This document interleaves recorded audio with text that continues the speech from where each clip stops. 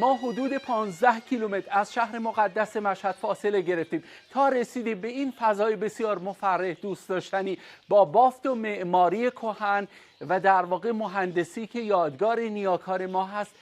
فضای بسیار دلنشین، یه دنج خلوت دوست داشتنی و با هنرمندان عزیزی آشنا شدیم که از شهر نیشابور به اینجا اومدن تا یک مراسم آیینی رو برپا کنن. مراسمی که یادگار پیشینیان ما هست و از برگ زرین تاریخ حماسه های ماندگار خراسان بزرگ نشأت میگیره.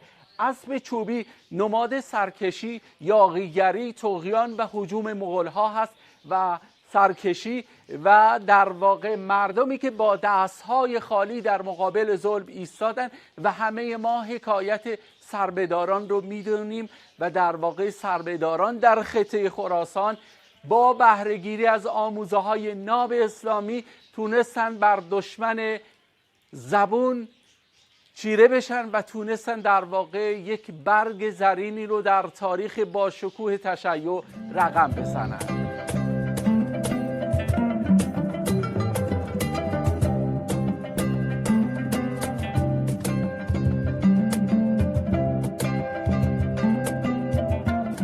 خیلی متشکرم از خانواده دوست داشتنی و هنرمند آقای وطنیان که امروز در واقع این مراسم آیینی رو برپا کردن. آقای وطنیان برامون بگو که قدمت این آیین و مراسم به چه زمانی برمیگرده؟ نه، در زمانهای قدیم که در زمان چنگیز مغول و آیینی که به حساب رقص‌هایی که در مراسم شادی‌های کرد زبان یعنی کرمانچ این برنامه رو اجرا میشه و جشنایی که امامای ما که داشتن و در اون جشن‌ها شرکت در واقع در تولد اعمه هدا، در عروسی ها، در مراسم و شادیانه های مردم این مراسم برگزار میشد.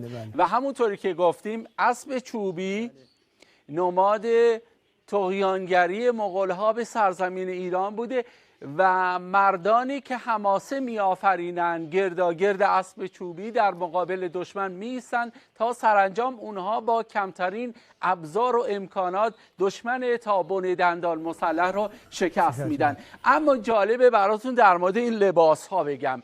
لباس در واقع رنگ گرم نماد و سمبل کرمانچای عزیز این منطقه است با نقوشی که از طبیعت بهره گرفته. در واقع این عزیزان ما چارق به پا دارند. چارق پای افزار بسیار قدیمی که از گذشته های دور کاروانیان و مردم از اون استفاده میکنن و معمولا جنس اون از چرم هست. کفش بسیار راحتیه و در واقع این جوراب های ضخیمی که میپوشن به این جوراب ها بوجالی میگن و این در واقع پابند که پتاوه میگن و این چرم این که دور پتاوه پیچیده شده در واقع این چرم هم در واقع بند همون چارق هست با شلوار و پیراهن خاص کرمانچای عزیز این منطقه. خیلی متشکرم از شما. انشالله که همیشه موفق باشید. ما خیلی لذت بردیم از هنرنمایی شما عزیزان. دست شما درد نکنه. بسیار ممنونم. خیلی متشکر از لطف همه شما عزیزان.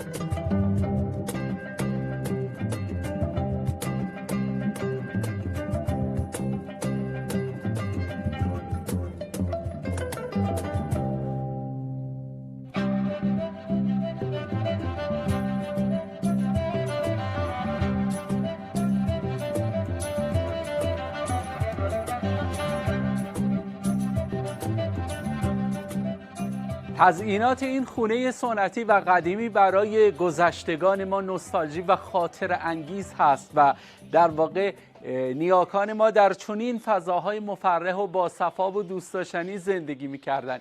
این ریسه های رنگی که در فرهنگ خراسانی ها تحت عنوان منگوله های شتری شناخته میشه و البته عشایر بختیاری به اینها میگن گنبول که ریسه های رنگی متعددی بر سردار چادرها ایجاد میکنن.